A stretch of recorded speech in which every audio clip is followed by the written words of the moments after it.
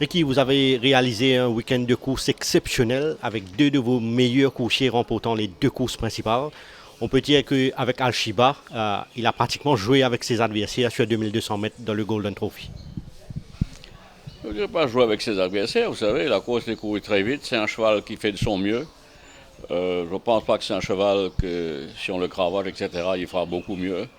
Il gagne une belle course, c'est certain, il avait 60 kilos, il portait 3 kilos et demi plus que la dernière fois.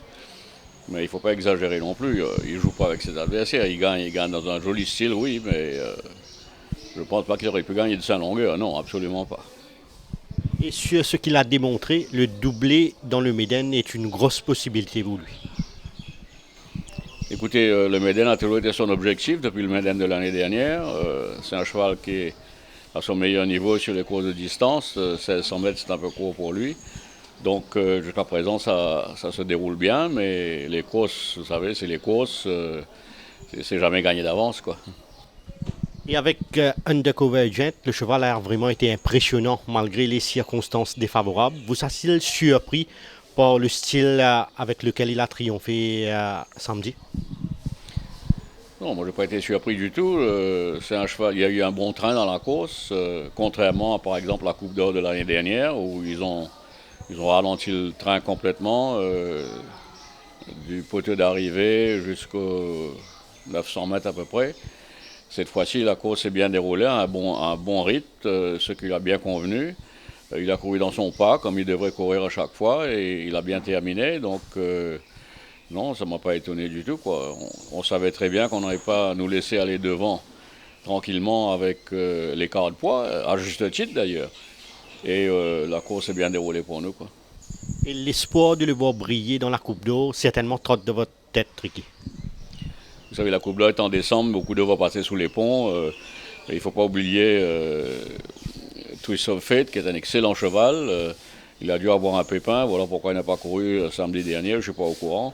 Mais c'est un cheval sur lequel il faut compter, qui est un excellent cheval, qui aura son mot à dire dans les courses principales à venir, quoi.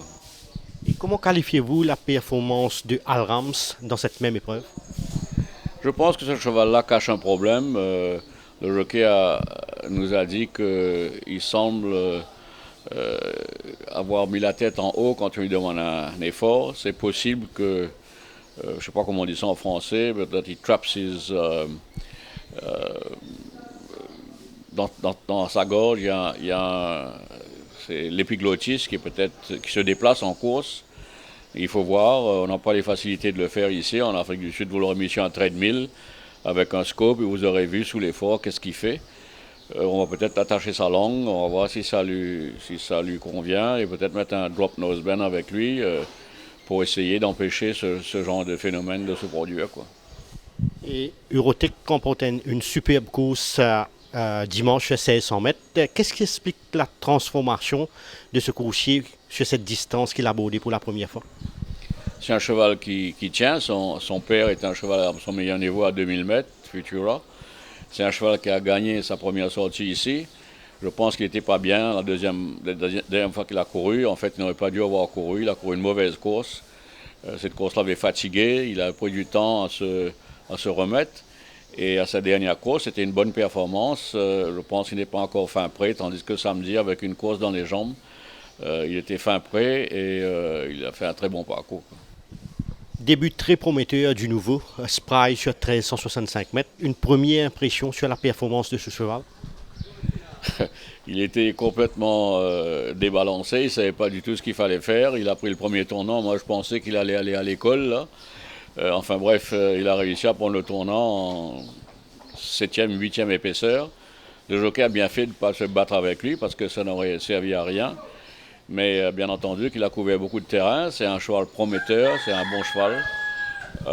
D'ailleurs, quand on l'a acheté, Michael Lecoq m'a fait laisser savoir que donne-lui du temps. C'est un cheval qui est très still very soft horse. He needs time. You will give him the time he needs, but he's a decent horse. You'll have a decent horse on your hands at a later stage. C'est exactement ce qu'on a fait, quoi. C'est un cheval prometteur. Bon, où est-ce qu'il va aller, personne ne sait, mais c'est une très belle course, parce que le gagnant est un très bon cheval.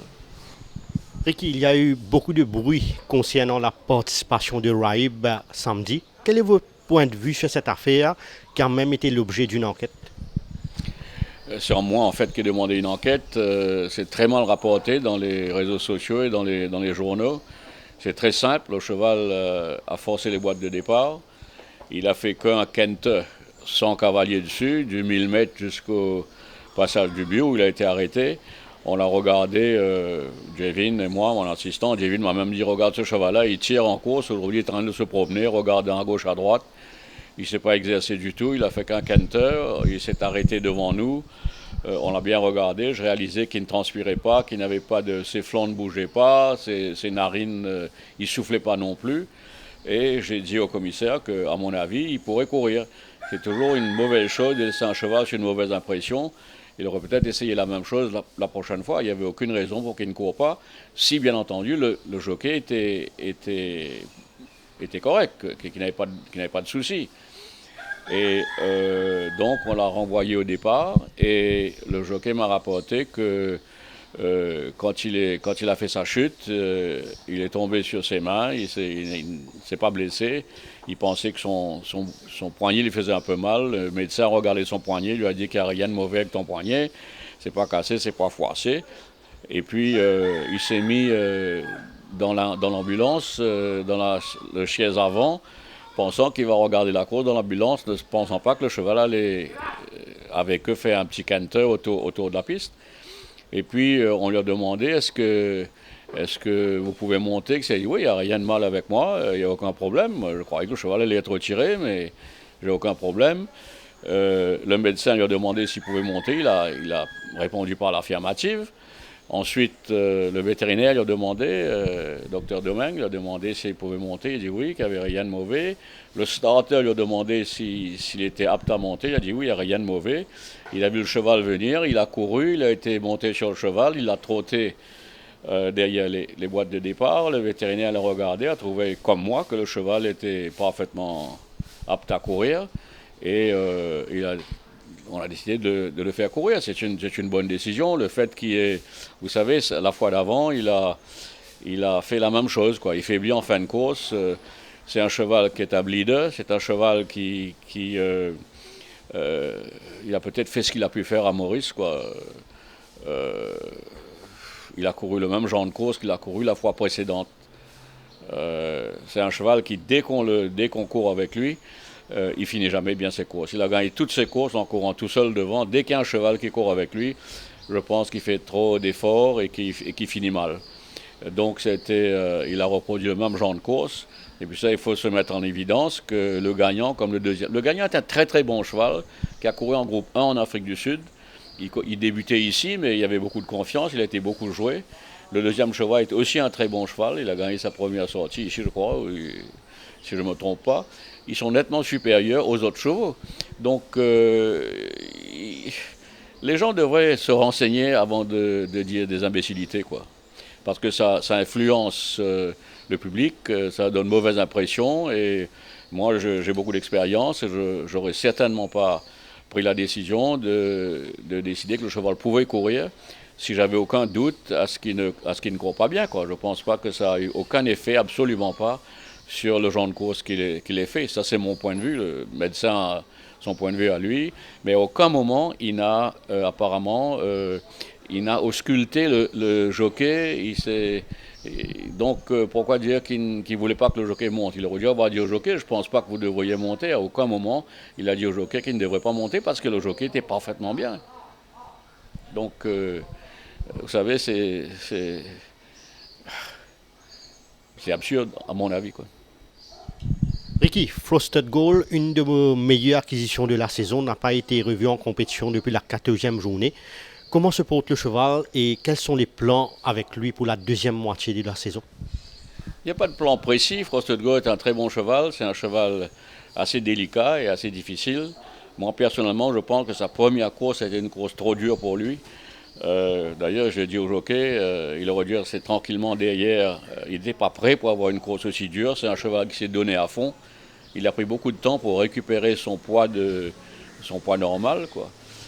Il a déçu quand même dans sa deuxième course ici. déçu un peu dans le sens je pense qu'il aurait dû être un peu plus proche du gagnant. Depuis, on n'a pas fait grand-chose avec lui. Je ne sais pas, on avait peut-être la Princesse Margaret pas comme objectif, mais comme prochaine sortie, mais je ne suis pas sûr du tout. Le cheval n'a pas fait grand-chose depuis. On n'a rien planifié, quoi. Les chevaux, bien souvent, première année, vous savez, ils ont besoin de plus de temps d'acclimatisation, etc. Donc, il n'y a rien de précis, quoi. Il y a également Footy-Goal qui n'a pas été revu en piste depuis la 13e journée. Comment se porte le cheval? Le cheval est très bien. Une fois encore, vous savez, c'est un cheval qui est arrivé ici avec un gros désavantage au handicap, où il fallait qu'il rende des kilos et des kilos comment il s'appelle, Vars Illusion, non? Le cheval qui a gagné 3 ou 4 courses de suite. Sur le niveau sud-africain, il aurait dû avoir que 2 ou 3 kilos d'écart entre ces deux chevaux-là. Je crois 2,5 kg si mes souvenirs sont bons. Et il fallait lui rendre 8 à 9 kilos. C'est pas possible. L'autre cheval est nettement avantagé. D'ailleurs, il a couru selon ça. Pourquoi on a fait un grand tam-tam autour de Footy-Goal? Ne me demandez pas. Je ne comprends pas. C'est un bon cheval, oui, mais il porte quand même un rating de 53 kilos ici. Il a gagné qu'une petite course de justesse en Afrique du Sud, sa deuxième victoire, battant des chevaux vraiment moyens, même médiocres, je dirais. Donc on a fait un grand tam-tam autour de lui. Je ne comprends pas pourquoi. C'est un bon cheval, mais sans plus, c'est pas un champion, quoi. Et Jack Thor figure parmi les jeunes coursiers de votre écurie, très prometteur. Comment a-t-il encaissé sa première course et est-ce que sa forme a évolué par la suite? Malheureusement, il a eu une fièvre depuis sa deuxième course, depuis sa première course, la semaine d'après, et il a pris beaucoup de temps pour se remettre de ça. Il a été sous traitement vétérinaire pendant au moins 15 jours, et pour l'instant, on va très lentement avec lui pour lui donner le temps de récupérer. Disons qu'il a eu le Covid des chevaux, de récupérer complètement. C'est un jeune cheval, il a que 3 ans, et quand il sera bien, il courra, mais pas avant, quoi. Après un long schooling avec Nubez, êtes-vous satisfait de son comportement et surtout de sa progression? Absolument. L'équipe qui travaille avec lui ici a fait un travail extraordinaire. C'est un cheval qui est très peureux dans les boîtes de départ, mais ils ont réussi à le faire rentrer avec une cagoule et il se comporte bien là-dedans. D'ailleurs, il va courir samedi. J'espère qu'il a une bonne expérience et qu'il rentre dans les boîtes tranquillement et qu'il sorte tranquillement. Sans la foule, ça va aider, c'est sûr. Et puis qu'il gagne confiance dans le fait que les boîtes de départ ne vont pas lui faire du mal, quoi. Et Global Spectrum a passé mardi un barrier trial avec la peau des blinkers. Comment évaluez-vous cet exercice? Oui, c'est un cheval paresseux, c'est un cheval qui a besoin de heures, mais on lui a donné 2 courses avant pour qu'il s'habitue un peu au champ de Mars avant de mettre cet équipement avec lui. Très satisfait de sa performance ce matin. Il a très bien travaillé avec les œillères, surtout quand il demande un effort, c'est là. C'est un cheval qui m'a été recommandé de l'Afrique du Sud. J'espère qu'il va réaliser ce qu'il peut faire ici. Et la prochaine fois qu'il courra, il portera des œillères. Ricky, un premier titre d'écurie championne commence à se dessiner. C'est désormais réalisable. Vous savez, ça n'a jamais été un objectif, je le dis toujours. Ça ne l'est toujours pas. Oui, on a des bons chevaux, on a une très très bonne saison. Si ça continue comme ça, bien sûr, on aura une chance de premier ordre, mais on ne bousculera pas les chevaux. Comme je viens de vous dire avec Frosted Gold, on ne va pas le courir pour essayer de gagner le championnat, essayer d'avoir du stake money. C'est absolument pas l'objectif ici. Si ça arrive, ça arrive. Les propriétaires seront enchantés, le staff sera bien content. Moi, ça me laisse un peu, pas froid, je dirais non, mais c'est pas important. Ce qui est important, c'est le bien-être des chevaux ici. Ça passe avant tout, quoi.